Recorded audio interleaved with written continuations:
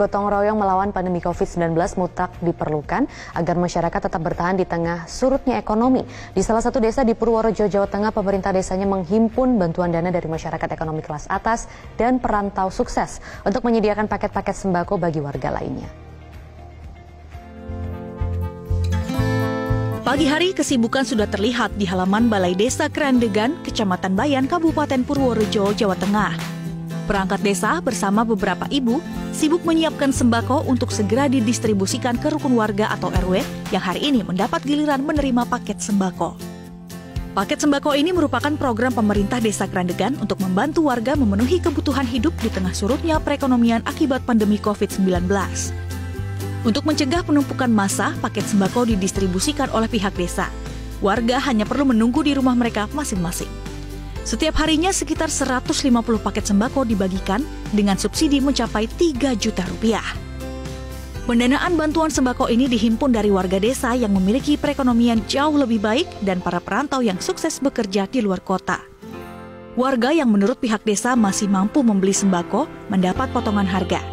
Sementara bagi golongan ekonomi lemah seperti warga miskin, jompo, yatim, pengangguran, penderita penyakit kronis, dan guru ngaji mendapat sembako secara gratis. Adapun paket sembako yang didistribusikan meliputi beras, telur, daging ayam, dan gula pasir. Selain itu, ada juga minyak dan mie instan. Paket sembako ini dapat dibeli warga seharga Rp101.000, selisih sekitar Rp30.000 dari harga pasaran. Warga menyambut baik program ini. Di tengah pandemi, sembako menjadi kebutuhan yang wajib dimiliki setiap rumah. Bedaan harganya ya lumayan lah. Misalnya beras dari berapa, Bu? Beras dari 10.000 menjadi 6.000. Terus daging ayam, Bu? Daging ayam dari 25 sampai sekarang disubsidi dengan harga 18.000. Selain bantuan sembako, upaya ketahanan pangan lainnya yang diterapkan di Desa Kerandegan adalah pemberian bibit sayuran dan bibit jagung. Warga diminta menanam sayur dan jagung di halaman dan kebun mereka. Hal ini dilakukan untuk mengantisipasi kondisi yang makin sulit jika pandemi masih berlangsung dan keberadaan bahan makanan langka di pasaran. Ya, nanam kangkung alternatif untuk bahan makanan kita sehari-hari untuk buat sayuran. Kan dapat benih dari kelurahan, terus kita manfaatkan. Dengan mengoptimalkan berbagai sumber daya dan gotong royong, warga Desa Kerandegan memberi contoh kesulitan akibat pandemi COVID-19 bisa diatasi jika bersama. Dari Purworejo, Jawa Tengah, Putut Karangjati, Metro TV. Dan kita langsung terhubung dengan Kepala Desa Kerandegan, Purworejo, Jawa Tengah, Bapak Dwinanto, untuk bertanya lebih jauh mengenai pasar bergerak ini. Selamat pagi, Pak Dwinanto.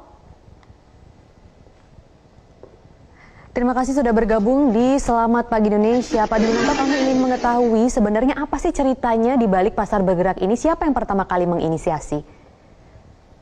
Oh iya, jadi sebenarnya kegiatan ini sudah berlangsung sejak 2013, Mbak.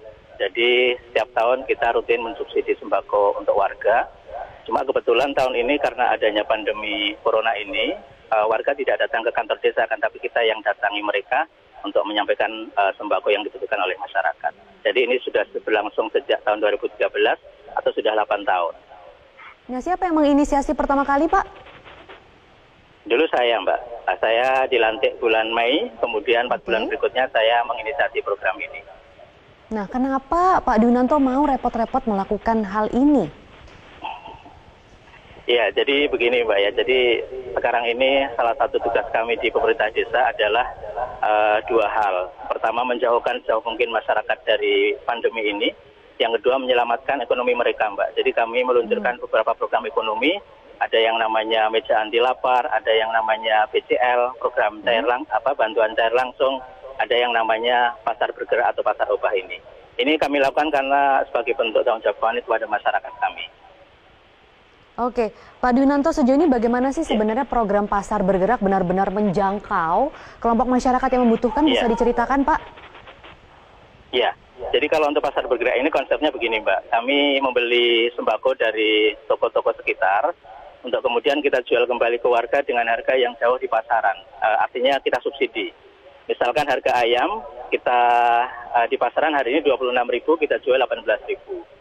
Harga telur 23.000, kita jual 18.000 dan seterusnya. tadi Pak Dwinanto juga mengatakan ada beberapa program lain selain Pasar Bergerak. Iya. Saya mendengar ada beberapa yang disebutkan. Juga boleh dijabarkan Pak, apa saja programnya dan bagaimana mekanismenya? Iya, salah satunya adalah program yang namanya program meja anti lapar. Jadi setiap sore kami mendata warga kami yang ada ke lapangan rezeki untuk kemudian mereka mengantarkan nasi, dikumpulkan di sebuah meja di kantor desa, untuk kemudian setelah itu nanti warga yang membutuhkan mengambil, Mbak, atau kami antar. Dalam sehari rata-rata 150 sampai 200 kardus terkumpul dari warga yang mampu untuk kita distribusikan ke warga yang kurang mampu. Kemudian ada program lain yang namanya BCL, bantuan cair langsung. Ini untuk warga kami yang tidak mendapat bansos dari pemerintah, tidak mendapat PKH, BPNT maupun BLT. Ya. Nah, itu seberapa banyak warga Bapak yang terbantu dengan program-program yang tadi Bapak sebutkan? Kurang lebih dalam persentase atau misalnya dalam jumlah, ada rata-ratanya Pak, sekitar berapa banyak? Oh iya. Kalau warga kami totalnya ada 900 KK atau 3.000 jiwa. Kalau yang pasar bergerak ini kami menjangkau semua, Mbak. Jadi kaya miskin semua karena kami anggap terdampak. Untuk yang pasar bergerak. Kemudian untuk yang meja anti lapar kita siapkan setiap hari sekitar 150 sampai 250 menu berbuka untuk masyarakat kami yang masuk kategori miskin. Sementara untuk bantuan cair langsung kita ada 60 KK yang kita santuni sebulannya 300.000. Luar biasa. Ini gerakan yang Bapak inisiasi ada tidak sih ditiru oleh desa-desa atau daerah-daerah lainnya? Kalau di sekitar sini, ya teman-teman kemarin ketika saya share di medsos, alhamdulillah banyak yang kemudian mulai, Mbak. Tapi kami alhamdulillah sudah mulai dari 2013, jadi mungkin sudah lebih dahulu dari yang lain. Lebih mudah untuk koordinasinya begitu ya Pak ya? Ya, lebih mudah, donaturnya juga sudah tertata. Donatur ini dari Mbak, dari masyarakat sekitar, termasuk dari perantauan, termasuk dari teman-teman saya, relasi, yang mereka saya tawari untuk menyetorkan siswapnya. Kita kelola untuk lebih produktif dan lebih tepat sasaran. Oke, satu lagi yang menarik dari gerakan ini baru-baru ini ada pembagian bibit kepada warga begitu. Nah itu maksudnya untuk apa dan nantinya akan seperti apa, Pak Dwinanto? Oh iya, jadi kami kan berpikir ketika nanti misalkan ada lockdown atau PSBB dan seterusnya, warga kesulitan untuk mendapatkan bahan pangan, maka kami edukasi ke warga untuk kemudian membuat konsep ketahanan pangan di keluarga mereka masing-masing. Nah, sebagai stimulan kami sudah membagi bibit sayuran, bibit bayam, bibit kangkung, bibit sesim, kemudian juga benih jagung untuk ditanam di lingkungan, Mbak. Harapannya ini bisa menjadi backup. Dan itu semua juga sudah diterapkan oleh warga Bapak yang tadi Bapak sebutkan ada 3.000 jiwa. Ya, kita door to door, jadi kita punya tim yang door to door ke warga untuk mengedukasi tentang apa itu corona, apa dampaknya, termasuk door to door membagi benih-benih ini. Jadi semuanya mendapatkan benih. Baik, Pak Dwinanto, kita tahu bahwa pandemi corona ini juga berdampak bagi banyak orang yang kehilangan pekerjaannya karena bekerja pada sektor informal dan lain sebagainya. Nah, adakah program untuk warga desa Bapak untuk pekerjaannya ini supaya kembali maksimal kembali begitu, Pak Dwinanto? Jadi kita punya program yang namanya Padat Karya Tunai, Mbak ya. Yang ini mungkin di desa lain juga ada, sehingga warga-warga yang masuk kategori keluarga miskin dan masih bisa bekerja, kita ikutkan dalam kegiatan Padat Karya Tunai ini, Mbak. Kalau yang apa tidak itu mampu, kegiatannya, kita Pak? Termasuk sembako. Saat ini yang sedang berjalan pembangunan drainase, normalisasi drainase, saluran air, irigasi. Jadi mereka dipekerjakan untuk membangun hal-hal itu tadi, Pak? Oke, jadi ada pekerjaan lain yang didapatkan ya, selain pekerjaan yang sudah hilang karena pandemi ini begitu? Iya, jadi mereka konsepnya bayaran per hari, kalau tenaga kasar 55.000, kalau tenaga tukang itu 75.000 per hari. Baik, Pak Dwinanto, tapi bagaimana kalau pandemi corona ini berkepanjangan? Banyak yang memprediksi ini akan berlangsung setahun bahkan lebih dan seterusnya. Nah, apakah nanti program-program ini juga masih akan terus berlanjut? Dari mana nanti dananya, Pak? Iya, jadi kami memang sangat tergantung bagaimana kemudian dana ini terkumpul, Mbak ya. Jadi tugas kami ada juga tim yang kemudian melakukan penggalangan dana, pengelolaan zakat, infak sedekah kepada para donatur, pada para agniya, pada para warga desa yang masuk kategori mampu untuk kemudian terus berbagi. Kami ada program yang namanya Telu Nolong Siji. atau 3 membantu 1. Karena kebetulan jumlah warga kami yang masuk kategori miskin itu ada sekitar 25%, Mbak. Jadi yang 75% inilah kemudian yang akan membackup yang 25%-nya.